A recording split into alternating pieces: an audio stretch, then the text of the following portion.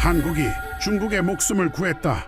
백악관 선임분석관의 폭탄 발언에 세계가 발칵 뒤집혔습니다. 다카이치 총리 부임 이후 날이 갈수록 심해지고 있는 중일 갈등. 중국의 경제 보복에 맞서 일본은 반도체 핵심 소재 포토레지스트의 공급을 즉시 중단했습니다. 중국의 포토레지스트 의존도는 무려 90%에 달했고 일본의 강경 대응에 중국 반도체 라인 전체가 즉시 중지될 수도 있는 상황. 전 세계 경제가 붕괴될 수도 있는 절체절명의 위기였지만 미국도 유럽도 전혀 해법을 찾지 못해 발만 동동 구르고 있었습니다. 하지만 바로 그때 대한민국이 움직이기 시작했습니다. 단 48시간 만에 중국의 붕괴를 막아냈고 전 세계 공급망을 빠르게 정상화했습니다. 더욱 놀라운 사실은 갑자기 일본이 독도 발언을 사과하며 한국에 고개를 숙인 겁니다. 도대체 무슨 일이 벌어진 걸까요? 한국이 중국과 일본 사이에서 주도권을 잡은 이유, 지금 시작합니다. 구독과 좋아요로 대한민국의 밝은 미래를 응원해주세요. 중국 반도체 공장이 멈추면 세계가 멈춥니다. 반도체 라인 하나가 서면 스마트폰이 멈추고 자동차가 멈추고 병원 장비가 멈춰요. 2025년 12월 9일 백악관 국가안보회의 상황실에서 저는 세계 경제 붕괴의 시작을 목격했습니다. 안녕하세요. 저는 에단 밀러라고 합니다. 미국 백악관 국가안보회의에서 공급망과 산업안보를 담당하는 선임 분석관으로 일하고 있어요. 20년 가까이 온갖 위기를 다뤄왔습니다. 테러 위협, 자연재해, 금융 붕괴, 팬데믹까지요. 그런데 그날 제 앞에 놓인 건 한 번도 본 적 없는 조합이었어요. 정치적 발언과 공장 라인이 같은 순간에 흔들리기 시작했거든요. 일본 총리가 국회에서 독도를 자국 영토라고 주장한 기록이 왼쪽 화면에 떴습니다. 오른쪽에는 반도체 소재 공급 이상이라는 업계 경보가 깜빡이고 있었어요. 두 화면 사이에서 저는 잠시 멈췄습니다. 심장이 빨라지는 게 느껴졌어요. 여론은 이미 끓어오르고 있었습니다. 독도라는 단어가 뉴스에 뜨자마자 한일 양국의 댓글창이 불타기 시작했거든요. 그런데 저는 그 열기보다 오른쪽 화면이 더 신경 쓰였어요. 포토레지스트라는 소재 이름이 경보 목록 맨 위에 올라와 있었습니다. 반도체 공정에서 빠지면 라인이 멈추는 핵심 물질이에요. 대체제가 없다시피 한 물건이었습니다. 두 경보 사이에 연결고리가 있는지 아직 확신할 수 없었어요. 하지만 타이밍이 너무 절묘했습니다. 정치적 발언이 터진 바로 그 시점에 공급 이상 신호가 올라오다니요. 우연이라고 넘기기엔 제 경험이 허락하지 않았습니다. 저는 먼저 한국 쪽 채널을 열기로 했어요. 대통령실 공급망 조정관 강윤아라는 이름이 실무 연락망에 있었습니다. 직접 통화한 적은 없었지만 그쪽 라인이 빠르다는 평판은 들어 알고 있었어요. 수화기를 들자 신호음이 3번 울린 뒤 연결되었습니다. 강윤아입니다. 목소리가 차분하더군요. 저는 단도직입적으로 물었습니다. NSC 에단 밀러입니다. 독도 발언건으로 연락드린 게 아닙니다. 소재 공급 쪽에 이상 신호가 잡히는데 한국 쪽에서 파악한 게 있습니까? 잠깐 침묵이 흘렀어요. 그 침묵이 대답이었습니다. 저희도 오늘 아침부터 업계 쪽에서 문의가 들어오고 있어요. 일본발 물량이 예정대로 안 움직인다는 얘기가 돌고 있습니다. 공식 발표가 있었습니까? 없어요. 그게 더 이상하죠. 예감이 맞았습니다. 저는 메모장을 꺼내 날짜와 시간을 적었어요. 12월 9일 오전 11시 40분. 첫 번째 교차 확인이 완료된 순간이었습니다. 통화를 마치자마자 저는 상무부 쪽으로 연락을 돌렸습니다. 수출통제 실무국장 미아 로드리게스가 받았어요. 그쪽도 이미 무언가 감지하고 있었습니다. 에단, 마침 연락하려던 참이었어요. 도쿄 쪽에서 이상한 풍문이 돌아요. 어떤 풍문입니까? 공식 발표는 없는데 기업들이 알아서 물량을 조정하고 있다는 거예요. 제재라는 말은 안 쓰면서 실질적으로 공급을 줄이는 방식이죠. 말없이 끊는다. 저는 그 표현을 머릿속에 새겼습니다. 선언 없는 차단이 가장 대응하기 어려운 형태라는 걸 20년 경력이 가르쳐줬거든요. 발표가 있으면 대응할 명분이 생깁니다. 하지만 아무 말 없이 물건만 안 나가면 항의할 대상조차 불분명해져요. 미아는 계속 말했습니다. 중국 쪽 공장에서도 신호가 와요. 재고가 예상보다 빠르게 줄고 있다는 보고가 올라오고 있어요. 누구한테서요? 현장 운영 책임자 라인이에요. 구체 수치는 안 주는데 톤이 급해졌어요. 톤이 급해졌다. 숫자보다 그게 더 무서웠습니다. 현장 사람들이 숫자를 피하기 시작하면 그건 상황이 숫자로 설명하기엔 너무 나빠졌다는 뜻이니까요. 저는 상황실로 돌아와 위험 등급 조정을 요청했습니다. 외교 충돌과 공급망 병목을 별개 사안으로 분류하던 기존 방식으론 이 상황을 설명할 수 없었어요. 둘이 같은 타이밍에 터졌다는 것 자체가 새로운 위험 유형이었습니다. 보좌관 한 명이 물었어요. 선임님, 독도건이랑 소재건이 실제로 연결돼 있다고 보십니까? 연결돼 있든 없든 상관없어요. 제 대답에 그가 고개를 갸웃거렸습니다. 무슨 말씀이신지. 시장은 연결돼 있다고 믿을 겁니다. 그게 사실이든 아니든요. 그러면 결과는 같아요. 인식이 현실을 만든다. 이건 위기관리의 첫 번째 원칙이었습니다. 일본 총리가 독도 발언을 한 날 공급 이상 신호가 터졌다는 사실만으로 충분했어요. 누군가는 반드시 둘을 엮어서 해석할 테고 그 해석이 행동을 낳을 테니까요. 저는 다시 강윤아에게 연락했습니다. 이번엔 더 구체적인 질문을 던졌어요. 한국 정부가 이 상황에 어떻게 반응할지 힌트를 줄 수 있습니까? 독도건은 원칙의 문제예요. 거기선 한 발짝도 물러나지 않을 겁니다. 그러면 공급망 쪽은요? 그건 다른 문제죠. 정치랑 공장은 분리해서 봐야 해요. 저희도 세계 공장이 멈추는 걸 원하진 않거든요. 분리. 그 단어가 귀에 꽂혔습니다. 정치와 공장을 분리한다. 말은 쉬웠지만 실제로 그렇게 움직일 수 있는 나라가 몇이나 될까요? 감정이 끓어오르는 상황에서 냉정하게 선을 긋는다. 저는 그 가능성을 메모에 적어두었습니다. 아직은 반신반의했어요. 오후가 되자 도쿄발 풍문이 더 구체화되었습니다. 일본 기업들이 중국향 포토레지스트 출하를 늦추고 있다는 정황이 여러 채널에서 확인되었어요. 공식 제재 발표는 없었습니다. 그냥 물건이 안 나가고 있었어요. 조용한 칼이었습니다. 중국 공장 쪽에서는 더 급한 신호가 올라왔습니다. 운영 책임자 장회이라는 이름이 보고서에 등장했어요.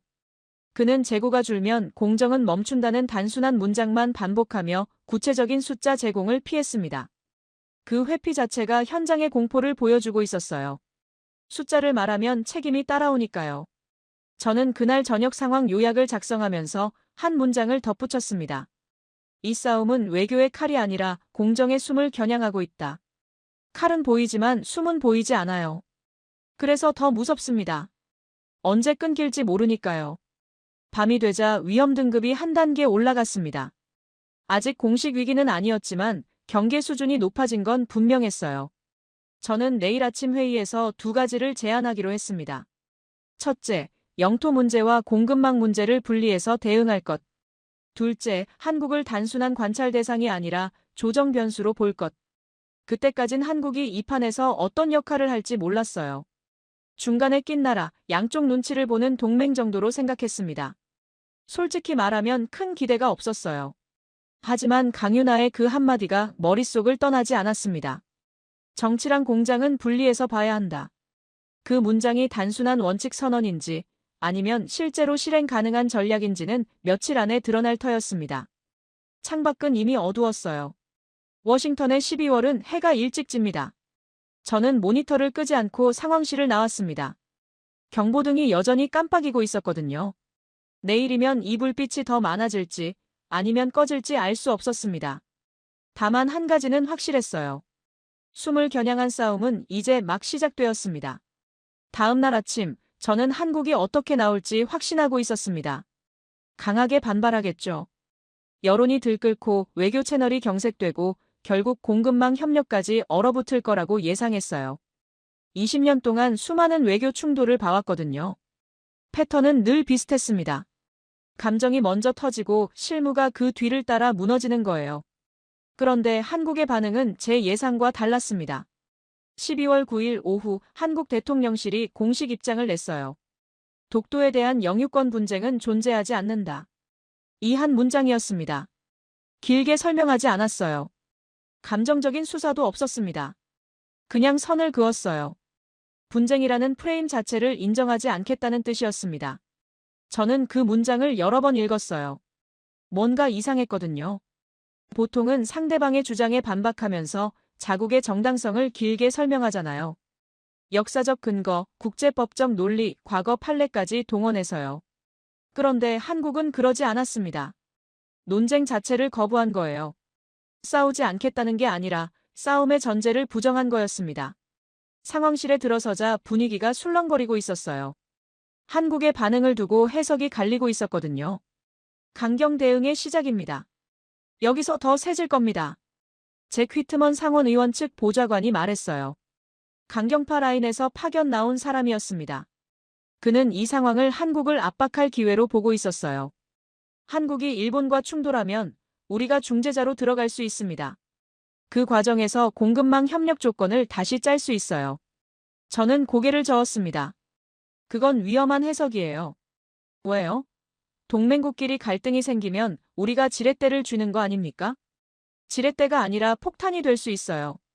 한국을 밀어붙이면 공급망 협력이 먼저 깨집니다. 지금 상황에서 그건 자해 행위예요. 그가 인상을 찌푸렸지만 저는 물러서지 않았습니다. 이 판에서 한국을 적으로 돌리면 안 된다는 직감이 있었거든요. 회의가 시작되자 저는 먼저 발언권을 요청했어요. 영토 문제와 공급망 문제를 분리해서 봐야 합니다. 분리요? 같은 날 터진 건데요. 타이밍이 같다고 본질이 같은 건 아닙니다. 독도 발언은 정치예요. 소재 공급 이상은 산업입니다. 둘을 엮어서 대응하면 양쪽 다 꼬입니다. 제 말에 몇몇이 고개를 끄덕였어요.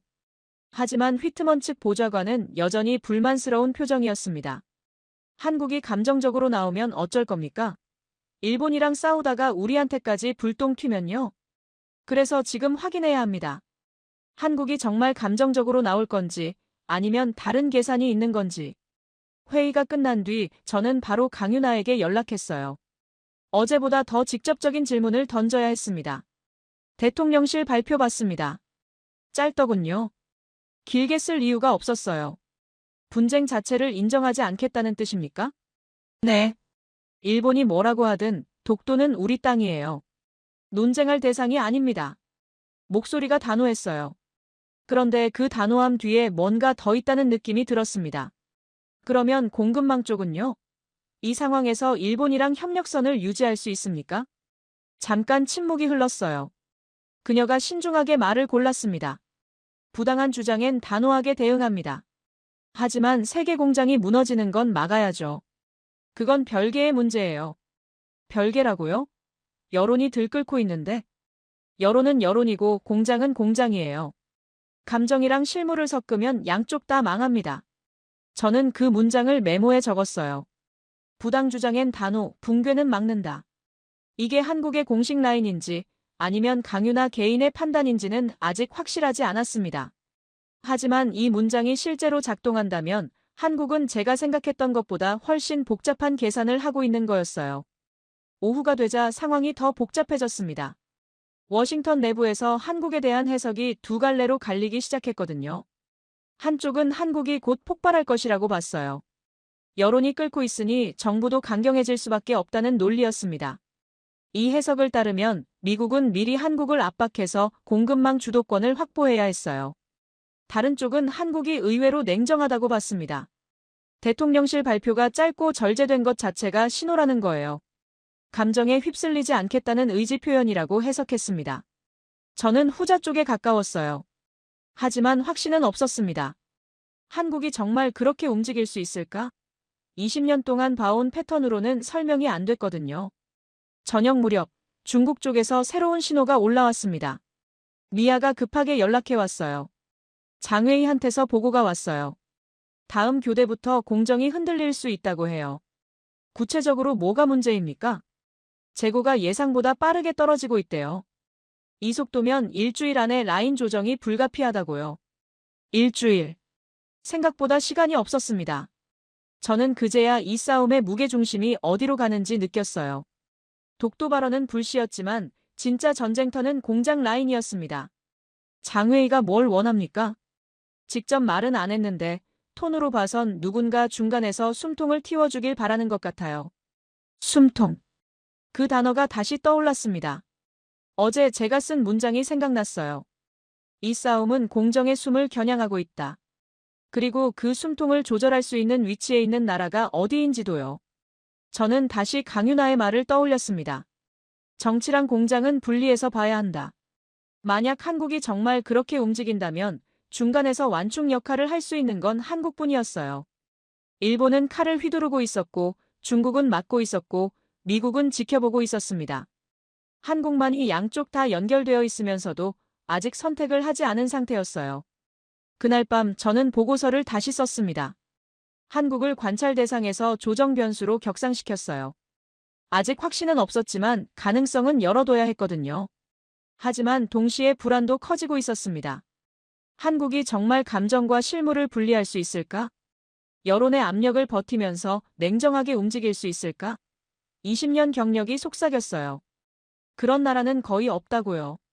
모니터를 끄기 전에 경보 현황을 다시 확인했습니다. 어제보다 불빛이 2개 더 늘어 있었어요. 소재 공급 이상이 이제 여러 품목으로 번지고 있다는 뜻이었습니다. 시간이 없었어요. 한국의 선택이 어떻게 나오든 며칠 안에 결론이 날 터였습니다. 확신으로 시작한 하루가 불안으로 끝나고 있었습니다. 한국이 다를 거라고 믿고 싶었지만 아직은 믿을 근거가 부족했어요. 내일이면 뭔가 더 드러나겠죠. 저는 그렇게 스스로를 달래며 상황실을 나왔습니다.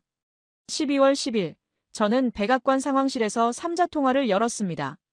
서울의 강윤아, 상무부의 미아 로드리게스, 그리고 저. 3명이 같은 화면을 보면서 이야기해야 할 만큼 상황이 급박해졌거든요.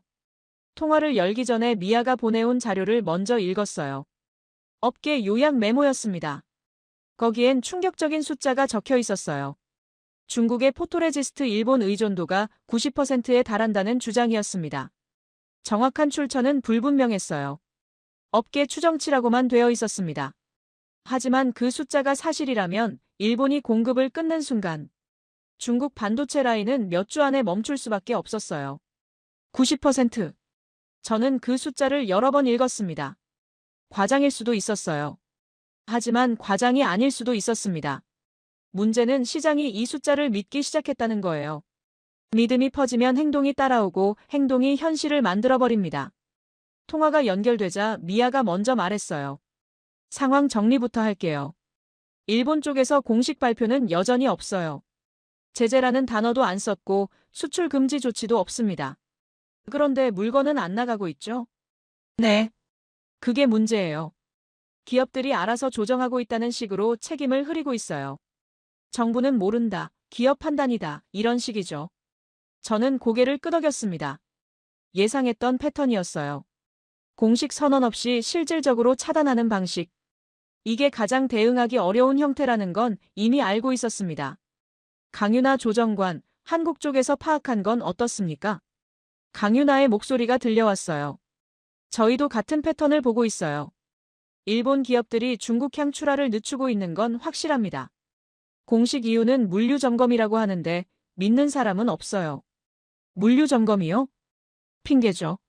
실제론 출하 자체를 보류하고 있어요. 며칠 더 지나면 재고가 바닥날 겁니다. 미아가 끼어들었습니다. 중국 현장에서도 신호가 와요.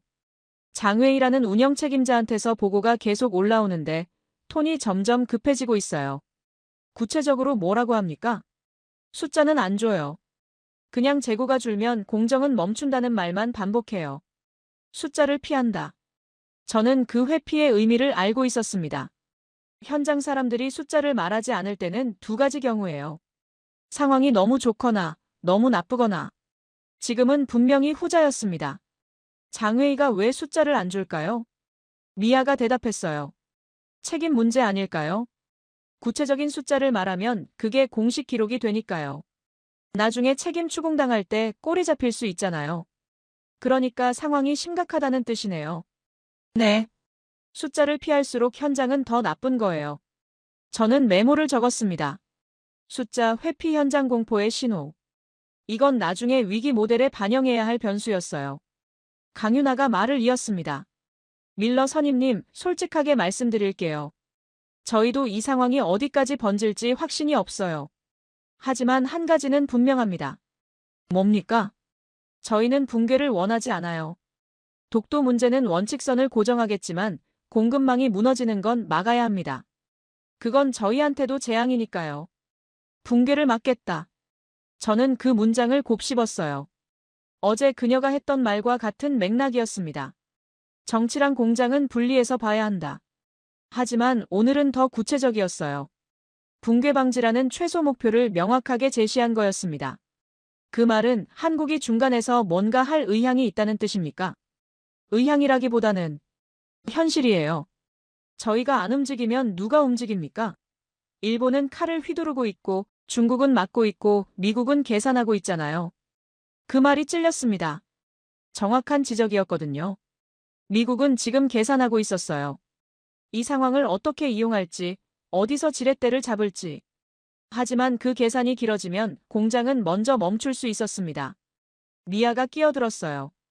강윤아 조정관, 한국이 구체적으로 뭘 할 수 있습니까? 소재 공급을 대체할 수 있는 건 아니잖아요.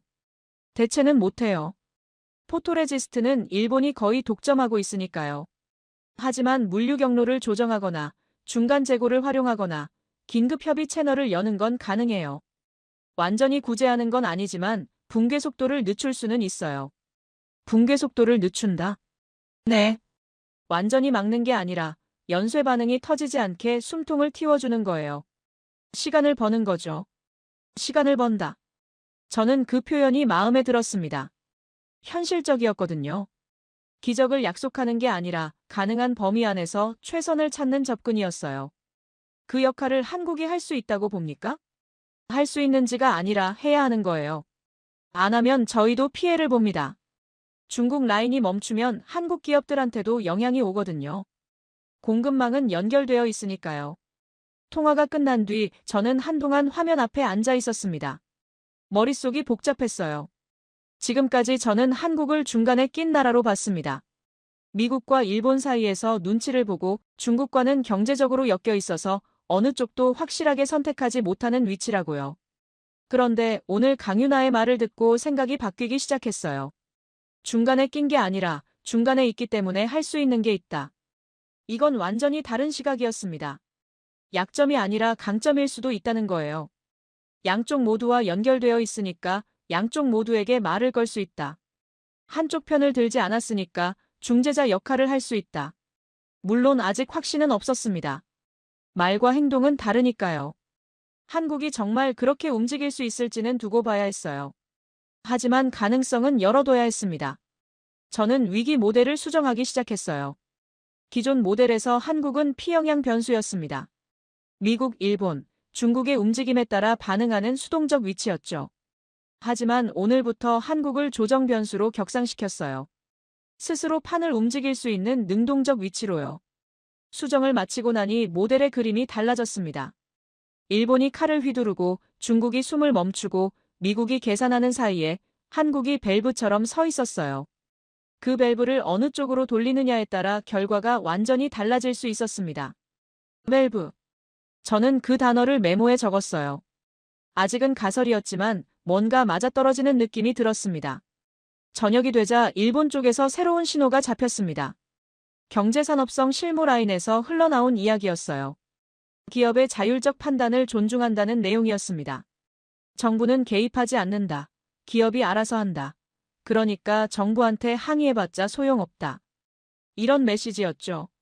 책임 회피의 전형적인 패턴이었어요. 칼은 휘두르면서 손에 피는 안 묻히겠다는 거였습니다.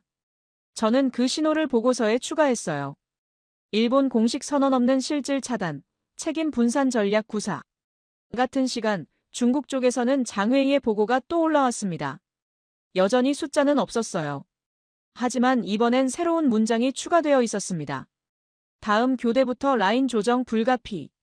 공정이 흔들리기 시작했다는 뜻이었어요. 저는 그 보고를 읽으며 시간이 없다는 걸 다시 한번 느꼈습니다. 며칠 안에 뭔가 결정이 나야 했어요. 한국이 움직일지, 미국이 개입할지, 아니면 그냥 무너지는 걸 지켜볼지. 불안이 혼란으로 바뀌고 있었습니다. 변수가 너무 많았거든요. 일본의 의도, 중국의 버팀 능력, 한국의 실제 역량, 미국 내부의 의견 충돌. 이 모든 게 며칠 안에 부딪힐 터였어요. 모니터를 끄기 전에 강윤아의 말을 다시 떠올렸습니다. 붕괴를 막는 건 저희한테도 재앙이니까요. 그 문장이 머릿속에 남았어요. 한국이 움직이는 이유가 선의가 아니라 생존이라는 뜻이었거든요. 어쩌면 그게 더 믿을 만한 동기일 수도 있었습니다. 선의는 흔들리지만 생존 본능은 안 흔들리니까요. 창밖을 보니 어느새 밤이었습니다. 워싱턴의 불빛이 멀리 보였어요. 저는 내일 아침 회의에서 뭘 말해야 할지 정리하기 시작했습니다. 한국을 밸브로 볼 것인가 아니면 여전히 주변 변수로 볼 것인가. 그 선택에 따라 다음 수가 완전히 달라질 터였습니다. 12월 12일 아침, 저는 강윤아에게 다시 연락했습니다. 이번엔 더 깊은 대화가 필요했어요. 한국이 정말 무엇을 하려는 건지 말이 아니라 행동으로 확인하고 싶었거든요. 어제 말씀하신 붕괴 방지, 구체적으로 어떻게 할 겁니까? 강윤아는 잠시 침묵하더니 대답했습니다. 완전 구제는 불가능해요. 포토레지스트를 대체할 수 있는 건 아니니까요. 하지만 연쇄 붕괴를 막는 건 가능합니다. 연쇄 붕괴요? 네. 중국 라인이 멈추면 거기서 끝이 아니에요. 중국 공장에서 나오는 부품을 쓰는 다른 나라들도 멈춥니다. 한국도 포함이에요. 그 도미노를 막아야 해요. 어떻게요? 중간 재고를 조정하고 물류 경로를 우회시키고 긴급 협의 채널을 열어서 시간을 벌어요. 완전히 살리는 게 아니라 급사를 막는 겁니다. 급사를 막는다. 저는 그 표현이 마음에 들었습니다. 거창한 구호가 아니라 현실적인 목표였거든요. 기적을 약속하는 게 아니라 가능한 범위 안에서 최악을 피하겠다는 거였어요. 그런데 한국이 왜 그걸 합니까? 일본이 독도 발언으로 자극한 상황인데요. 그게 바로 분리예요. 분리요? 독도는 독도고 공장은 공장이에요. 일본이 부당한 주장을 했다고 해서 세계 공급망을 같이 무너뜨릴 순 없잖아요. 저희가 감정적으로 나가면 손해보는 건 저희예요. 저는 그 논리를 곱씹었습니다. 틀린 말이 아니었어요. 감정과 실리를 분리하는 건 말처럼 쉬운 게 아닙니다. 여론이 들끓는 상황에서 냉정하게 계산하는 건 정치적으로 위험하거든요. 그런데 한국은 그걸 하겠다고 했어요. 적어도 말로는요. 솔직히 말씀드릴게요. 저는 아직 반신반의합니다. 당연하죠. 말만 들으면 믿기 어려울 거예요. 그러면 뭘 보여줄 수 있습니까? 잠깐 침묵이 흘렀어요. 강윤아가 신중하게 말을 골랐습니다. 오늘 중으로 저희 쪽에서 완충 조치 설계안이 공유될 겁니다. 문서로요. 거기 보시면 저희가 뭘 하려는지 구체적으로 나와 있어요. 기대하겠습니다.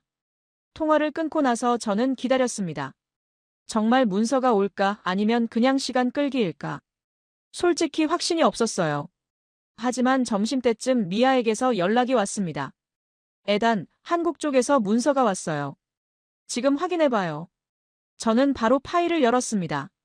제목은 간단했어요. 완충 조치 설계안 붕괴 방지 수준. 본문은 더 간결했습니다. 군더더기 없이 핵심만 적혀 있었어요. 첫 번째, 한국 내 중간 재고를 긴급 조정해서 중국 라인에 최소한의 물량을 공급한다. 두 번째, 물류 경로를 우회시켜서 일본의 실질 차단을 부분적으로 피한다. 세 번째, 긴급 협의 채널을 열어서 일본, 중국, 미국 실무진과 동시 소통한다. 여기까지는 예상했던 내용이었어요. 하지만 네 번째 항목에서 저는 멈췄습니다. 완전 구제가 아닌 붕괴 방지 수준으로 제한. 품질선 이하의 조정은 하지 않음. 품질선. 그 단어가 눈에 들어왔어요. 무슨 뜻일까 생각하는데 마침 또 다른 메일이 도착했습니다. 발신자는 처음 보는 이름이었어요. 이성호. 일본 현장에서 보낸 메모였습니다. 저는 그 메모를 열었어요. 한 장짜리 문서였습니다. 제목은 공정 리스크 평가 품질선 기준. 이성호라는 사람이 누군지 먼저 확인했습니다. 첨부된 프로필을 보니 27년간 일본 반도체 소재 공정에서 일한 한국인이었어요. 품질 감사 책임자로 일본 기업들과 오래 협력해온 사람이었습니다. 업계에서는 꽤 알려진 이름이라고 했어요. 메모 내용은 기술적이었지만 핵심은 명확했습니다. 대체 소재는 존재하지만 품질 기준을 맞추려면 시간이 필요하다. 급하게 대체하면 공정 불량률이 급등한다. 불량률이 올라가면 결국 라인을 멈춰야 한다. 그러니까 대체를 하더라도 품질선은 넘지 말아야 한다. 품질선은 넘지 말라. 이 문장이 강윤아가 보낸 문서의 네 번째 항목과 연결되었습니다. 한국은 완충을 하겠지만 아무렇게나 하지는 않겠다는 뜻이었어요. 품질이 보장되는 범위 안에서만 조정하겠다. 그 선을 넘으면 오히려 더 큰 문제가 생기니까요. 저는 두 문서를 나란히 놓고 읽었습니다. 강윤아의 설계안과 이성호의 기술 메모. 둘이 맞물려 있었어요. 정책과 기술이 같은 방향을 가리키고 있었습니다. 이건 즉흥적인 대응이 아니었어요. 미리 준비된 거였습니다. 그제야 저는 한국의 전략이 뭔지 이해하기 시작했어요. 이중 트랙이었습니다. 독도 문제에서는 원칙선을 고정한다. 분쟁 프레임 자체를 인정하지 않음으로써 협상 여지를 주지 않는다. 하지만 공급망에서는 완충선을 운영한다. 붕괴를 막는 범위 안에서만 조정하고 그 이상은 하지 않는다. 이 방식의 장점이 뭔지 생각해봤어요. 일본한테는 우리가 굴복한 게 아니다라는 메시지를 보낼 수 있었습니다. 독도에서는 한 발짝도 안 물러났으니까요. 중국한테는 완전히 구해주진 않는다는 메시지를 보낼 수 있었어요. 은혜를 베푸는 게 아니라 연쇄 붕괴를 막는 거니까요. 미국한테는 우리가 판을 흔들지 않겠다는 메시지를 보낼 수 있었습니다. 감정적으로 나가서 상황을 악화시키지 않겠다는 거죠. 세 방향의 동시에 메시지를 보내면서 어느 쪽에도 완전히 기울지 않는다. 이건 중간에 낀 게 아니라 중간에 서 있는 거였어요. 끌려다니는 게 아니라 버티고 있는 거였습니다. 저는 보고서를 다시 쓰기 시작했어요. 기존 프레임을 완전히 바꿔야 했거든요. 한국을 피영향 변수에서 조정 변수로 바꾼 건 어제였습니다. 하지만 오늘은 한 단계 더 나갔어요. 한국을 밸브로 정의했습니다. 밸브. 파이프 중간에 있으면서 흐름을 조절하는 장치. 열면 흐르고 닫으면 멈춘다. 한국이 지금 그 위치에 있었어요. 일본에서 중국으로 가는 공급 흐름의 중간에 서서 그 흐름을 완전히 막지도 완전히 열지도 않는 역할. 조금씩 조절해서 급격한 변화를 막는 역할. 보고서를 쓰면서 저는 제 편견이 무너지는 걸 느꼈습니다. 솔직히 말하면 저는 한국을 과소평가하고 있었어요. 미국과 일본 사이에서 눈치 보는 나라, 중국과 경제적으로 엮여서 제대로 선택을 못하는 나라. 그렇게 봤거든요. 하지만 틀렸습니다. 한국은 눈치를 보는 게 아니라 계산을 하고 있었어요. 선택을 못하는 게 아니라 선택을 안 하는 거였습니다. 어느 한쪽에 완전히 기울면 잃는 게 더 많으니까요. 오후 회의에서 저는 새 보고서를 발표했습니다. 한국을 밸브로 보자는 제안이었어요. 반응은 엇갈렸습니다. 밸브요? 그게 무슨 뜻입니까? 잭 휘트먼 측 보좌관이 물었어요. 여전히 회의적인 표정이었습니다. 한국이 공급 흐름을 조절할 수 있는 위치에 있다는 뜻입니다. 완전히 막지도 완전히 열지도 않으면서 급격한 변화를 방지하는 역할이요. 그러니까 한국한테 맡기자는 겁니까? 맡기자는 게 아니라 협력하자는 겁니다. 한국이 그 역할을 할 의향이 있고 능력도 있어 보입니다. 그걸 활용하는 게 우리한테도 이득이에요. 그가 고개를 저었어요. 한국을 너무 믿는 거 아닙니까? 여론이 들끓으면 정부도 휩쓸릴 수 있어요. 그래서 지켜봐야죠. 하지만 지금까지 한국의 행동은 일관됩니다. 독도에서는 단호하고 공급망에서는 냉정해요. 그게 유지되는 한 밸브 역할은 가능합니다. 회의는 결론 없이 끝났어요. 하지만 분위기가 바뀐 건 느꼈습니다. 한국을 압박하자는 목소리가 줄어들었거든요. 이성호의 기술 메모가 영향을 미쳤어요. 품질선을 넘으면 안 된다는 전문가 의견이 있으니 무작정 밀어붙이기가 어려워진 거죠. 저녁에 강윤아에게 다시 연락했습니다. 문서 잘 받았습니다. 그리고 이성호라는 분 메모도요. 도움이 됐습니까? 많이요. 그분이 27년 동안 일본에서 일했다면서요? 네. 업계에서는 전설이에요. 뇌물도 안 받고 편법도 안 쓰고 오직 품질로만 버틴 사람이거든요. 그런 사람이 왜 이 상황에 개입합니까? 본인 말로는 품질선이 무너지면 27년이 허사가 된다고 하더라고요. 자기가 지켜온 기준이 흔들리는 걸 못 보겠다고요. 저는 그 말을 듣고 잠시 생각에 잠겼어요. 이성호라는 사람의 동기가 이해됐습니다. 선의가 아니라 자존심이었어요. 27년 동안 쌓아온 것이 무너지는 걸 못 참는 거였습니다. 어쩌면 그게 가장 믿을 만한 동기일 수도 있었어요. 선의는 흔들리지만 자존심은 잘 안 흔들리니까요. 통화를 끊고 나서 저는 창밖을 봤습니다. 혼란이 긴장으로 바뀌어 있었어요. 상황이 더 명확해졌지만 동시에 더 위험해졌거든요. 한국이 밸브 역할을 할 수 있다는 건 알았습니다. 하지만 그 밸브가 제대로 작동할지는 아직 모르는 거였어요. 며칠 안에 답이 나올 터였습니다. 12월 13일 새벽 상황실 대시보드가 붉게 물들었습니다. 경보등이 하나둘 켜지더니 어느 순간 화면 절반이 빨간색이 되어 있었어요. 저는 커피잔을 내려놓고 모니터 앞으로 다가갔습니다. 심장이 빨라지는 게 느껴졌어요. 뭐가 터진 겁니까? 당직 분석관이 대답했어요.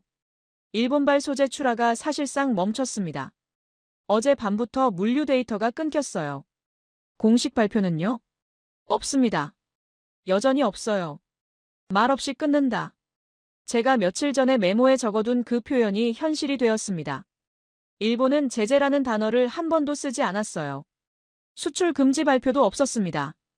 그냥 물건이 안 나가고 있었어요. 조용한 칼이었습니다. 미아에게 바로 연락했어요. 상무부 쪽에서 파악한 건 있습니까? 지금 확인 중이에요. 하지만 패턴은 똑같아요. 기업들이 자발적으로 출하를 보류하고 있다는 식이에요. 정부는 모른다. 우리는 개입 안 했다. 이런 톤이죠. 그러니까 책임질 사람이 없다는 거네요. 네. 항의하려 해도 항의할 대상이 없어요. 정부는 기업 탓하고 기업은 시장 상황 탓하고 완벽한 책임 분산이에요. 저는 그 말을 듣고 한숨을 쉬었습니다. 이게 가장 대응하기 어려운 형태였거든요. 적이 보이면 싸울 수 있어요. 하지만 적이 안 보이면 싸울 수가 없습니다. 일본은 그걸 정확히 알고 있었어요. 오전 회의가 소집되었습니다. 긴급 회의였어요. 참석자들의 얼굴이 굳어 있었습니다. 대시보드의 붉은 불빛이 모두의 신경을 건드리고 있었거든요. 상황 정리부터 하죠. 제가 먼저 말을 꺼냈어요. 일본이 사실상 공급을 끊었습니다. 공식 발표는 없지만 실질적으로 포토레지스트 출하가 멈췄어요. 중국 공장들은 재고로 버티고 있는데 업계 추정으로는 몇 주가 한계입니다. 몇 주요? 누군가 되물었어요. 정확한 숫자는 없습니다. 하지만 현장에서 올라오는 톤으로 봐선 2주 안에 라인 조정이 시작될 겁니다. 방안이 술렁거렸어요. 2주. 생각보다 시간이 없었거든요. 제 퀴트먼 측 보좌관이 손을 들었습니다. 이 상황을 활용해야 합니다. 활용이요? 한국을 압박할 기회예요. 한국이 중간에서 애매하게 서 있잖아요. 이참에 확실하게 우리 편으로 끌어와야 합니다. 공급망 주도권을 확보하는 거죠. 저는 고개를 저었어요. 그건 역효과입니다. 왜요? 한국을 밀어붙이면 한국이 움직일 공간이 없어져요. 지금 한국은 밸브 역할을 하려고 하고 있습니다. 그 밸브를 우리가 부숴버리면 연쇄 붕괴를 막을 방법이 사라져요. 밸브요? 한국이 뭘 할 수 있다고요? 완충이요. 완전히 살리는 건 아니지만 급사를 막을 수 있어요. 그게 지금 우리한테 필요한 거예요. 그가 코웃음을 쳤습니다. 한국을 너무 과대평가하는 거 아닙니까? 과대평가가 아니라 현실 인식이에요. 지금 이 판에서 양쪽 다 연결되어 있으면서 아직 선택을 안 한 나라가 한국밖에 없어요. 그 위치를 활용하는 게 우리한테도 이득입니다. 회의실 분위기가 팽팽해졌어요. 의견이 갈리고 있었습니다. 한쪽은 한국을 압박하자, 다른 쪽은 한국과 협력하자. 결론이 안 나는 상태로 회의가 끝났습니다. 점심때쯤 중국 쪽에서 새로운 신호가 올라왔어요. 장회의의 보고였습니다. 이번엔 구체적인 내용이 있었어요. 야간 운영 계획을 변경합니다. 오늘 밤부터 일부 라인을 정지합니다. 라인 정지. 드디어 그 단어가 나왔습니다. 저는 그 보고를 읽으며 시간이 없다는 걸 다시 한번 느꼈어요. 며칠이 아니라 몇 시간 단위로 상황이 움직이고 있었습니다. 미아가 추가 정보를 보내왔어요. 장회의가 전면 정지는 피하려고 해요. 부분 정지로 버티면서 시간을 벌겠다는 거죠. 하지만 재고가 바닥나면 어쩔 수 없이 전면 정지로 갈 수밖에 없어요. 얼마나 버틸 수 있습니까? 본인 말로는 일주일. 하지만 그것도 최선의 경우예요. 일주일. 그게 데드라인이었습니다. 일주일 안에 뭔가 변하지 않으면 중국 반도체 라인이 멈추고 그 여파가 전 세계로 퍼질 터였어요. 같은 시간 중국 정부 쪽에서도 움직임이 있었습니다. 류진펑이라는 이름이 보고서에 등장했어요. 대외 상무 라인 실무자였습니다. 그가 내놓은 대응책을 보고 저는 한숨을 쉬었어요. 관광 제한 확대, 여론전 강화. 체면 카드였습니다. 공장이 멈추려는 상황에서 관광이랑 여론전으로 맞서겠다는 거예요. 현실과 동떨어진 대응이었습니다. 공장은 체면으로 안 돌아가거든요. 소재가 있어야 돌아가는 겁니다. 저는 그 보고를 보면서 중국의 딜레마를 이해했어요. 공식적으로 일본한테 굽히면 체면이 무너집니다. 하지만 굽히지 않으면 공장이 멈춰요. 둘 다 선택하기 어려운 상황에서 그들은 체면을 선택한 거였습니다. 적어도 공식적으로는요. 오후가 되자 강윤아에게서 연락이 왔어요. 밀러 선임님, 저희 쪽 기준이 확정됐습니다. 어떻게 됐습니까? 완전 구제 불가, 붕괴 방지 수준으로 제한. 어제 보내드린 설계안 그대로예요. 이게 저희가 할 수 있는 최대치입니다. 품질선도 유지합니까? 네. 이성호 선생님 의견이 반영됐어요. 품질 기준 이하로는 조정 안 합니다. 급하다고 아무 소재나 넣으면 나중에 더 큰 문제가 생기니까요. 저는 그 말을 듣고 안도했습니다. 한국이 선을 지키고 있었거든요. 무작정 구해주는 게 아니라 통제된 범위 안에서만 움직이겠다는 거였어요. 그게 오히려 믿음을 줬습니다. 선이 없으면 어디까지 갈지 모르잖아요. 하지만 선이 있으면 예측이 가능해요. 그 기준을 문서로 공유해 줄 수 있습니까? 이미 준비했어요. 지금 보낼게요. 잠시 후 문서가 도착했습니다. 제목은 완충조치 실행기준 최종안. 어제 받은 설계안보다 더 구체적이었어요. 조정 범위, 물류 경로, 협의 채널, 품질 기준까지 모두 명시되어 있었습니다. 저는 그 문서를 읽으면서 한국의 전략이 더 선명해지는 걸 느꼈어요. 이건 선의가 아니었습니다. 계산이었어요. 한국도 연쇄 붕괴가 나면 피해를 봅니다. 중국 공장에서 나오는 부품을 쓰는 한국 기업들이 많으니까요. 그러니까 한국은 자기 이익을 위해 완충을 하는 거였어요. 남을 도우려는 게 아니라 자기를 지키려는 거였습니다. 어쩌면 그게 가장 믿을 만한 동기일 수도 있었어요. 선의는 상황이 바뀌면 흔들립니다. 하지만 자기 이익은 안 흔들려요. 한국이 계속 완충 역할을 할 거라고 믿을 수 있는 이유가 거기 있었습니다. 저녁 무렵 이성호에게서 추가 메모가 왔어요. 품질선에 대한 보충 설명이었습니다. 대체 소재를 쓰면 당장은 돌아갑니다. 하지만 불량률이 올라가요. 불량률이 일정 수준을 넘으면 라인을 멈춰야 합니다. 그러면 결국 같은 결과예요. 급하다고 선을 넘으면 나중에 더 크게 멈춥니다. 그 메모를 읽으며 저는 이성호라는 사람에 대해 더 알게 되었어요. 27년 동안 일본에서 버틴 사람. 뇌물도 편법도 거부하고 오직 품질로만 신뢰를 쌓은 사람. 그런 사람이 지금 이 상황에서 기준을 제시하고 있었습니다. 자기가 27년 동안 지켜온 선이 무너지는 걸 못 보겠다는 거였어요. 밤이 되자 상황실에 다시 모였습니다. 대시보드의 붉은 불빛은 더 늘어나 있었어요. 하지만 분위기가 달랐습니다. 아침과 달리 뭔가 방향이 잡히기 시작한 느낌이었거든요. 저는 한국에서 온 문서를 공유했습니다. 완충조치 실행기준. 회의 참석자들이 그걸 읽었어요. 잭 휘트먼 측 보좌관도 읽었습니다. 그의 표정이 조금 바뀌었어요. 완전히 납득한 건 아니었지만 적어도 무작정 반대하지는 않았습니다. 이게 한국이 할 수 있는 최대치라는 겁니까? 네. 완전 구제가 아니라 붕괴 방지예요. 그게 현실적인 선이죠. 믿을 수 있습니까? 선이 명확하니까 믿을 수 있어요. 어디까지 할지 모르면 못 믿지만 어디까지 할지 알면 예측이 가능하잖아요. 그가 잠시 생각하더니 고개를 끄덕였습니다. 완전한 동의는 아니었지만 적어도 반대는 아니었어요. 그걸로 충분했습니다. 회의가 끝나고 저는 대시보드 앞에 섰어요. 붉은 불빛이 여전히 깜빡이고 있었습니다. 하지만 이제 그 불빛이 조금 다르게 보였어요. 칼을 휘두르는 쪽이 이기는 게 아니었습니다. 숨통을 쥔 쪽이 이기는 거였어요. 그리고 그 숨통에 손을 얹은 건 한국이었습니다. 긴장이 충격으로 바뀐 하루였어요. 상황이 얼마나 급박한지 눈으로 확인했거든요. 하지만 동시에 방향도 보였습니다. 한국의 밸브가 작동하기 시작했어요. 그게 제대로 돌아갈지는 며칠 안에 드러날 터였습니다. 12월 14일 아침, 저는 보고서의 핵심 문장을 다시 썼습니다. 하루 종일 고민한 끝에 내린 결론이었어요. 한국의 완충은 지원이 아니라 통제다. 이 한 문장이 모든 걸 바꿨습니다. 며칠 동안 저는 한국의 역할을 어떻게 정의해야 할지 고민했어요. 처음엔 중재라고 썼습니다. 하지만 그건 틀린 표현이었어요. 한국은 양쪽을 화해시키려는 게 아니었거든요. 그 다음엔 지원이라고 썼습니다. 하지만 그것도 맞지 않았어요. 한국은 중국을 도우려는 게 아니었습니다. 그럼 뭘까? 한참을 생각하다가 답을 찾았어요. 통제였습니다. 한국이 하는 건 흐름을 조절하는 거였어요. 완전히 열지도 완전히 닫지도 않으면서 급격한 변화를 막는 것. 중국을 살리려는 게 아니라 연쇄 붕괴를 막으려는 것.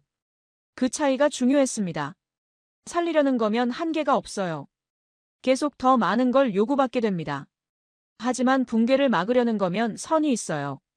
거기까지만 하고 멈출 수 있습니다. 강윤아가 처음부터 말했던 게 그거였어요. 완전 구제가 아닌 붕괴 방지. 저는 그 문장을 여러 번 읽었지만 진짜 의미를 이해한 건 오늘 아침이었습니다. 보고서를 수정하고 나서 미아에게 연락했어요. 완충 효과가 나타나고 있습니까? 지금 추적 중이에요. 물류 데이터가 조금씩 바뀌고 있어요. 어떻게요? 한국 경유 물량이 늘었어요. 직접 일본에서 중국으로 가는 건 여전히 막혀 있지만 우회 경로로 조금씩 움직이고 있어요. 얼마나요? 전체의 15% 정도. 많지 않아요. 하지만 이게 전면 붕괴를 막는 데는 충분할 수도 있어요. 15%. 적은 숫자였습니다. 하지만 그게 핵심이었어요. 한국은 90%를 채우려는 게 아니었습니다. 15%로 급사를 막으려는 거였어요. 완전한 해결이 아니라 시간 벌기. 그게 현실적인 목표였습니다. 장웨이 쪽은 어떻습니까? 운영 계획을 바꿨어요. 어제 전면 정지를 준비하고 있었는데 오늘 아침에 부분 정지로 전환했어요. 왜요? 한국 쪽에서 물량이 들어올 거라는 신호를 받은 것 같아요. 완전히 끊기는 게 아니라는 걸 알았으니까 전면 정지까지 갈 필요가 없어진 거죠. 저는 그 말을 듣고 안도했습니다. 밸브가 작동하기 시작한 거였어요. 한국이 손을 조금만 움직였는데 중국 현장의 계획이 바뀌었습니다. 이게 통제의 힘이었어요. 많이 하지 않아도 됩니다. 정확하게 하면 됩니다. 오전 회의에서 저는 수정된 보고서를 발표했어요. 핵심 문장을 강조했습니다. 한국의 완충은 지원이 아니라 통제입니다. 중국을 살리려는 게 아니라 연쇄 붕괴를 막으려는 겁니다. 이 구분이 중요해요. 무슨 차이가 있습니까? 누군가 물었어요. 지원이면 끝이 없어요. 더 달라, 더 달라 계속 요구받게 됩니다. 하지만 통제면 선이 있어요. 여기까지만 하고 멈출 수 있습니다. 한국이 지금 그 선을 지키고 있어요. 그 선이 뭡니까? 품질선이요. 이성호라는 전문가가 제시한 기준입니다. 대체 소재를 쓰더라도 품질 기준 이하로는 안 한다. 급하다고 아무거나 넣으면 나중에 더 큰 문제가 생기니까요. 회의실이 조용해졌어요. 참석자들이 그 논리를 소화하고 있었습니다. 잭 휘트먼 측 보좌관도 이번엔 반박하지 않았어요. 어제 한국 문서를 본 뒤로 태도가 조금 바뀌었거든요. 그러면 우리는 뭘 해야 합니까? 두 가지요. 첫째, 한국의 완충을 방해하지 않는다. 압박하거나 끼어들면 밸브가 망가져요. 둘째, 이 과정을 기록한다. 나중에 무슨 일이 있었는지 정확하게 남겨야 합니다. 기록이요? 네. 지금 오보랑 추정이 너무 많아요. 90% 의존이니 몇 주 만에 멈추니 이런 숫자들이 돌아다니는데 출처가 불분명해요. 사실과 추정을 분리해야 합니다. 제가 그 말을 한 건 이유가 있었어요. 며칠 동안 여러 채널에서 정보를 받았는데 정확한 게 별로 없었거든요. 업계 추정, 현장 풍문, 언론 보도. 다 조금씩 달랐습니다. 어떤 건 과장이었고 어떤 건 축소였어요. 그런 정보가 정책 판단에 영향을 미치면 위험했습니다. 회의가 끝난 뒤 저는 소스 검증 절차를 강화하자는 제안서를 작성했어요. 앞으로 이런 상황이 또 올 수 있으니까요. 그때마다 오보에 휩쓸리면 안 되잖아요. 출처를 확인하고 교차 검증하고 사실과 추정을 분리하는 프로토콜이 필요했습니다. 오후에 강윤아에게 연락했어요. 현장 상황을 확인하고 싶었거든요. 완충이 작동하고 있는 것 같습니다. 네. 예상대로예요. 물량이 조금씩 움직이고 있어요. 중국 쪽 반응은 어떻습니까? 잠깐 침묵이 흘렀어요. 강윤아가 신중하게 대답했습니다. 복잡해요. 복잡하다니요? 공식적으론 아무 말 안 해요. 한국한테 고맙다고 말하면 체면이 깎이니까요. 하지만 실무선에서는 협조하고 있어요. 물류 조정에 필요한 정보를 주고받고 있거든요. 그러니까 겉으로는 모른 척하고 속으로는 협력한다는 거네요. 네. 그게 그쪽 방식이에요. 체면이 중요하니까요. 저는 그 말을 듣고 고개를 끄덕였습니다. 체면. 중국에서 그게 얼마나 중요한지 알고 있었어요. 공식적으로 굽히면 안 됩니다. 하지만 실무적으로는 협력할 수 있어요. 겉과 속이 다른 거죠. 복잡하지만 그게 현실이었습니다. 장회의한테서도 연락이 왔어요. 강윤아가 덧붙였습니다. 뭐라고 하던가요?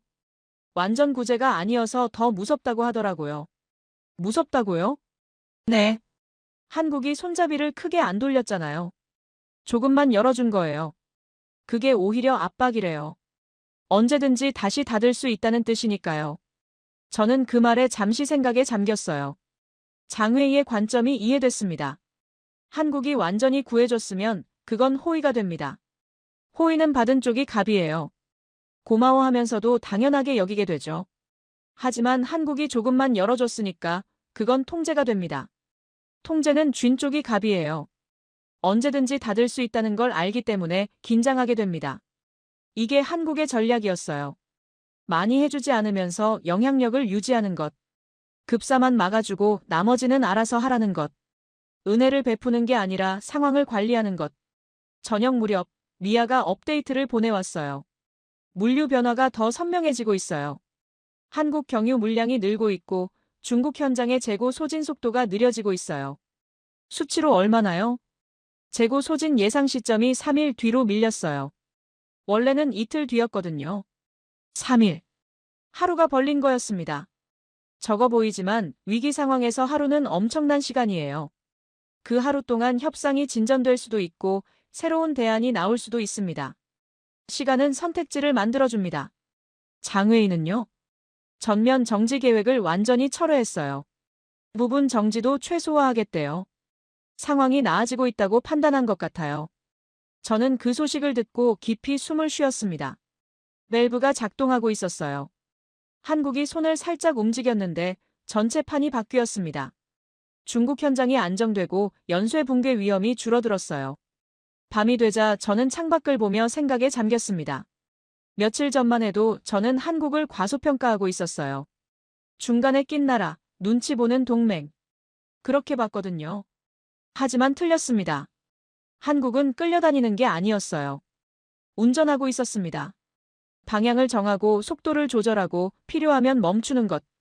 그게 운전이잖아요. 한국이 지금 그걸 하고 있었습니다. 판을 흔들지 않으면서 판을 안정시키는 것. 뛰어다니지 않으면서 상황을 통제하는 것. 그날 밤 저는 보고서에 마지막 문장을 추가했어요. 한국은 끌려다니는 동맹이 아니라 위기에서 판을 안정시키는 운전자다. 이게 제 결론이었습니다. 충격이 이성으로 바뀐 순간이었어요.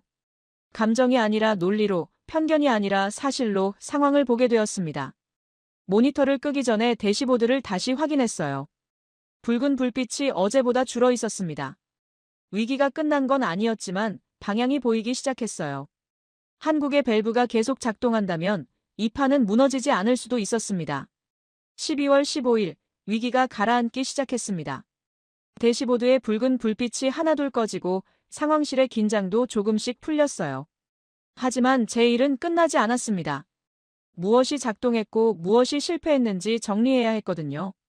기록이 없으면 교훈도 없습니다. 저는 최종 평가 보고서 초안을 쓰기 시작했어요.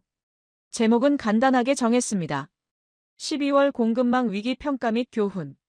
하지만 내용은 간단하지 않았어요. 며칠 동안 벌어진 일을 정확하게 정리하려면 여러 사람의 증언이 필요했습니다. 먼저 독도 문제부터 정리했어요. 일본 총리의 발언이 시작점이었습니다. 12월 9일 국회에서 독도를 자국 영토라고 주장한 것. 그 발언이 한일 관계를 순간적으로 얼어붙게 만들었죠. 하지만 한국의 대응이 흥미로웠어요. 한국 대통령실은 영유권 분쟁은 존재하지 않는다는 한 문장으로 응수했습니다. 길게 설명하지 않았어요. 논쟁에 끌려 들어가지 않았습니다. 분쟁이라는 프레임 자체를 거부한 거였어요. 저는 그 대응을 보고서에 이렇게 적었습니다. 한국의 즉각 반박은 협상선을 흐리지 않는 기준점이 되었다. 기준점. 이게 중요했어요. 한국이 독도에서 물러서지 않았기 때문에 공급망 완충이 굴복으로 해석되지 않았습니다. 두 개의 선이 분리되어 있었거든요. 정치는 정치, 공장은 공장. 한쪽에서 단호하게 서 있었기 때문에 다른 쪽에서 유연하게 움직일 수 있었던 겁니다. 다음으로 공급망 병목을 정리했어요. 이게 진짜 위기의 핵심이었습니다. 일본이 공식 발표 없이 포토레지스트 공급을 사실상 끄는 것. 제재라는 말은 안 썼지만 물건이 안 나갔어요. 말없이 끊는 칼이었습니다. 보고서에 데이터를 넣어야 했어요. 며칠 동안 돌아다녔던 숫자들을 정리했습니다. 중국의 포토레지스트 일본 의존도 90% 주장. 이 숫자가 가장 많이 인용되었어요. 출처는 업계 요약 메모였습니다. 정확한 검증은 어려웠지만 시장이 이 숫자를 믿었다는 건 사실이었어요. 믿음이 행동을 낳고 행동이 현실을 만들었습니다. 저는 그 숫자 옆에 주석을 달았어요. 출처 불명, 검증 필요. 그러나 정책 판단에 영향을 미친 것은 사실. 이게 정직한 기록이었습니다. 확실한 것과 불확실한 것을 구분해야 했거든요. 오전에 사토 하루카에게서 연락이 왔어요. 일본 경제지 기자였습니다. 며칠 전에 미아를 통해 연결된 사람이었어요. 그녀가 취재 기록을 정리해서 보내왔습니다. 밀러 선임님 요청하신 자료예요. 일본 내부 상황을 정리했습니다. 저는 그 파일을 열었어요. 제목은 여론과 실무의 분리 일본 내부 기록. 본문을 읽으며 저는 고개를 끄덕였습니다. 그녀가 정리한 내용이 제 분석과 일치했거든요. 일본 여론은 강경했어요. 독도 문제로 한국을 압박해야 한다는 목소리가 높았습니다. 하지만 실무서는 달랐어요. 기업들은 공급망이 완전히 끊기는 걸 원하지 않았습니다. 완전히 끊으면 자기들도 피해를 보니까요. 그래서 겉으로는 출하를 멈추면서 속으로는 우회 경로를 열어두었어요. 사토의 기록에는 이런 문장이 있었습니다. 여론이 강경해져도 실무선이 완전히 끊기지 않은 이유는 양쪽 모두 전면 붕괴를 두려워했기 때문이다. 저는 그 문장을 보고서에 인용했어요. 출처를 명시하고요. 점심 무렵 이성호에게서 메시지가 왔습니다. 품질선에 대한 최종 증언이었어요. 밀러 선임님, 이번 건에 대한 제 생각을 정리했습니다. 보고서에 쓰셔도 됩니다. 저는 그 메시지를 열었어요. 27년 동안 일본에서 일한 사람의 증언이었습니다. 무게가 달랐어요. 품질선이 무너지지 않았기 때문에 완충이 통제로 남을 수 있었습니다. 급하다고 기준을 낮췄으면 나중에 더 큰 문제가 생겼을 겁니다. 불량률이 올라가면 결국 라인을 멈춰야 하니까요. 한국이 선을 지킨 건 단기 이익보다 장기 신뢰를 선택한 겁니다. 저는 그 문장을 읽으며 이성호라는 사람에 대해 다시 생각했어요. 27년 동안 뇌물도 편법도 거부하고 오직 품질로만 버틴 사람. 그런 사람이 선을 지켰다고 증언하는 건 의미가 있었습니다. 아무나 할 수 있는 말이 아니거든요. 오후에 장회의의 보고가 올라왔어요. 중국 공장 운영 책임자의 현장 반응이었습니다. 미아가 중계해줬어요. 장회의가 이번 건에 대해 보고서를 썼대요. 내부용인데 핵심 내용을 공유해줬어요. 저는 그 내용을 읽었습니다. 장회의의 관점이 흥미로웠어요. 한국의 완충은 완전 구제가 아니었다. 그래서 더 무서웠다. 손잡이를 크게 돌리지 않았다는 건 언제든지 다시 닫을 수 있다는 뜻이니까. 우리는 그걸 알고 있었다. 그래서 협조했다. 완전 구제가 아니어서 더 무서웠다. 이 문장이 핵심이었어요. 한국이 전부를 해줬으면 중국은 당연하게 여겼을 겁니다. 하지만 조금만 해줬으니까 중국은 긴장했어요. 언제든지 다칠 수 있다는 걸 알았으니까요. 이게 통제의 본질이었습니다. 저는 장회의의 말을 보고서에 넣었어요. 현장 반응이니까요. 정책 평가에는 현장의 목소리가 필요합니다. 위에서 보는 것과 아래에서 보는 것은 다르거든요. 저녁이 되자 보고서 초안이 완성되었습니다. 마지막으로 결론 문장을 써야 했어요. 며칠 동안 일어난 일을 한 문장으로 압축해야 했습니다. 쉽지 않았어요. 여러 번 고치고 다시 썼습니다. 첫 번째 시도. 한국이 위기를 해결했다. 아니었어요. 한국이 해결한 게 아니었습니다. 위기는 아직 완전히 끝나지 않았거든요. 두 번째 시도. 한국이 중국을 도왔다. 이것도 아니었어요. 한국은 중국을 돕기 위해 움직인 게 아니었습니다. 연쇄 붕괴를 막기 위해 움직인 거였어요. 세 번째 시도. 한국이 밸브 역할을 했다. 가까웠지만 부족했어요. 더 구체적이어야 했습니다. 마지막 시도. 연쇄 붕괴 차단의 핵심 변수는 한국의 최소 완충, 즉 밸브 운영이었다. 이게 맞았어요. 핵심을 다 담고 있었습니다. 연쇄 붕괴, 최소 완충, 밸브 운영. 세 개의 키워드가 전체 상황을 설명했어요. 저는 그 문장을 보고서 결론에 넣었습니다. NSC 최종 평가 메모의 핵심 문장으로요. 이게 공식 기록이 될 거였어요. 나중에 누가 이 사건을 연구하더라도 이 문장을 보게 될 겁니다. 보고서를 제출하기 전에 한 번 더 읽었어요. 며칠 동안 일어난 일이 정리되어 있었습니다. 독도 발언으로 시작된 정치적 긴장, 일본의 무원 중단이 만든 공급망 병목, 중국 현장의 혼란, 한국의 이중 트랙 전략, 그리고 최소 완충이라는 밸브. 모든 조각이 맞물려 있었어요. 밤이 되자 강윤아에게 연락했습니다. 감사 인사를 하고 싶었거든요. 보고서 제출했습니다. 한국의 역할을 명확하게 기록했어요. 고맙습니다. 저희도 정리 중이에요. 솔직히 말씀드릴게요. 처음엔 반신반의했습니다. 한국이 정말 감정과 실무를 분리할 수 있을까 했거든요. 당연하죠. 말로는 쉬우니까요. 하지만 실제로 하셨어요. 그게 인상적이었습니다. 잠깐 침묵이 흘렀어요. 강윤아가 조용히 말했습니다. 저희도 배웠어요.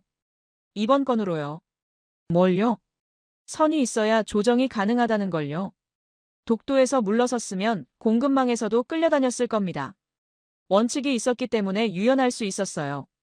저는 그 말을 듣고 고개를 끄덕였습니다. 원칙이 있어야 유연할 수 있다. 역설적이지만 사실이었어요. 선이 없으면 어디까지 갈지 모르잖아요. 선이 있으니까 그 안에서 움직일 수 있는 거였습니다. 통화를 끊고 나서 저는 창밖을 봤어요. 워싱턴의 밤이 고요했습니다. 며칠 전만 해도 이 도시가 긴장으로 가득 차 있었는데 지금은 평온해 보였어요. 물론 위기가 완전히 끝난 건 아니었습니다. 하지만 급한 불은 껐어요. 공감이 확신으로 바뀐 밤이었습니다. 처음엔 한국의 전략이 이해가 안 됐어요.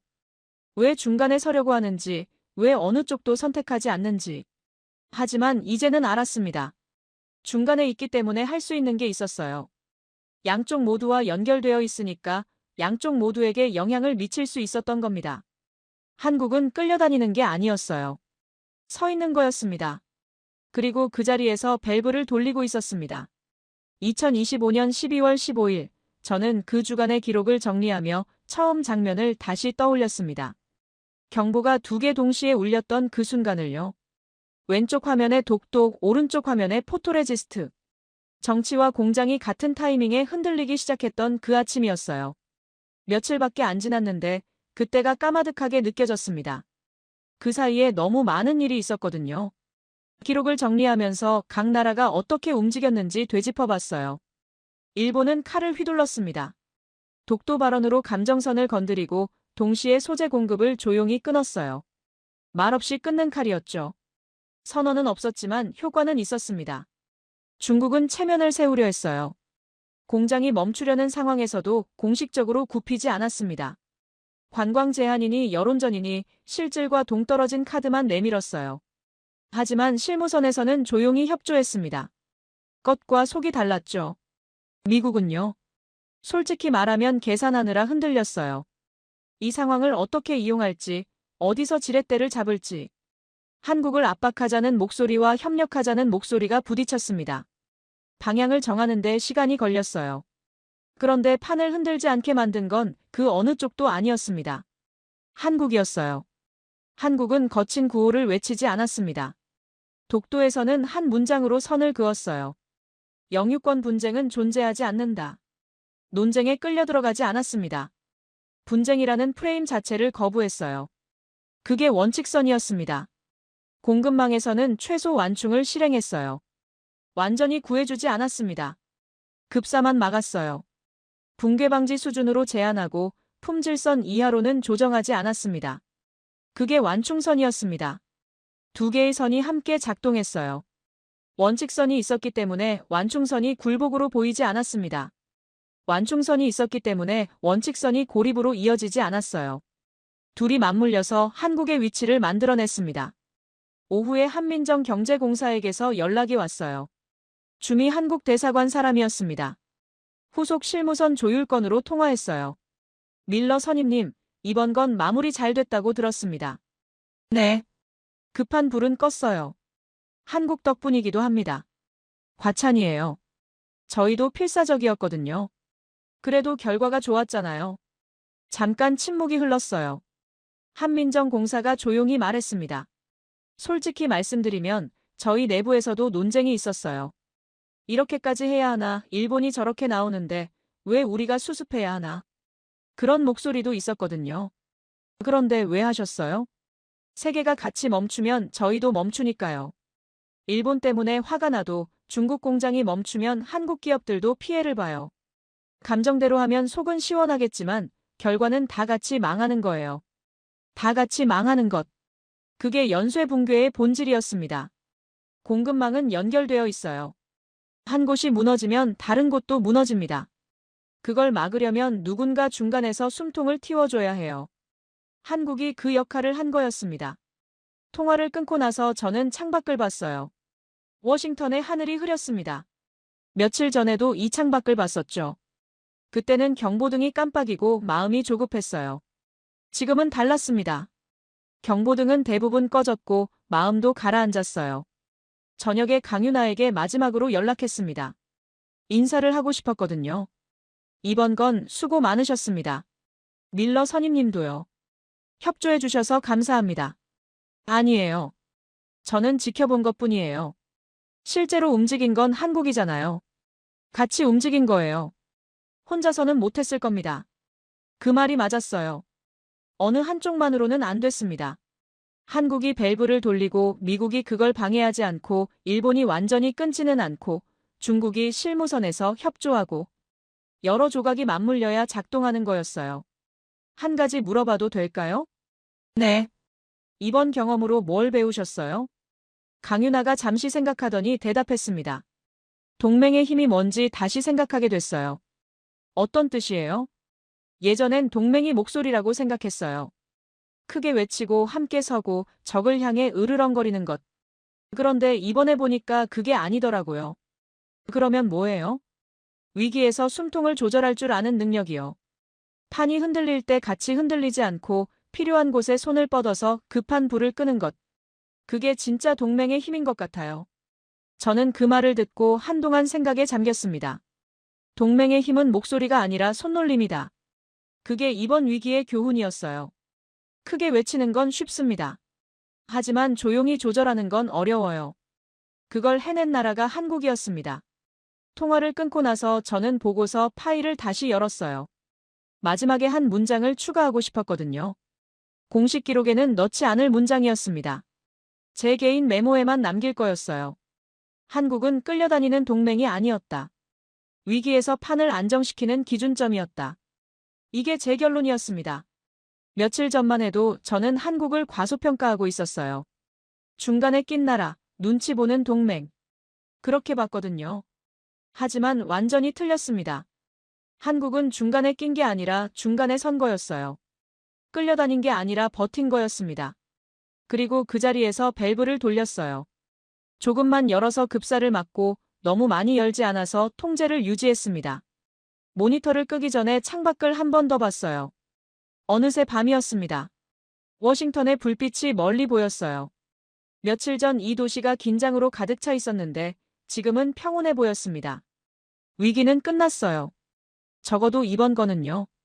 하지만 다음 위기는 언제든 올 수 있습니다. 그때도 누군가는 밸브를 돌려야 할 거예요. 숨통을 조절하고 급한 불을 끄고 판이 무너지지 않게 잡아야 합니다.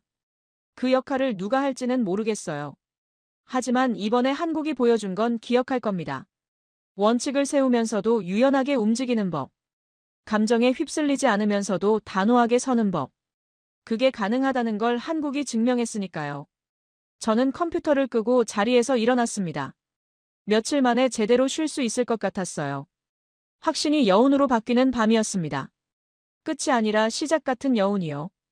다음에 또 위기가 오면 이번 기록을 꺼내볼 겁니다. 그리고 기억할 거예요. 동맹의 힘은 목소리가 아니라 위기에서의 손놀림으로 증명된다는 걸요. 대한민국이 잘하고 있다고 생각하신다면, 한국 최고, 대한민국이 아직 멀었다고 생각하신다면, 한국 힘내라. 여러분의 생각을 댓글로 남겨주세요. 지금까지 감동을 더하다였습니다.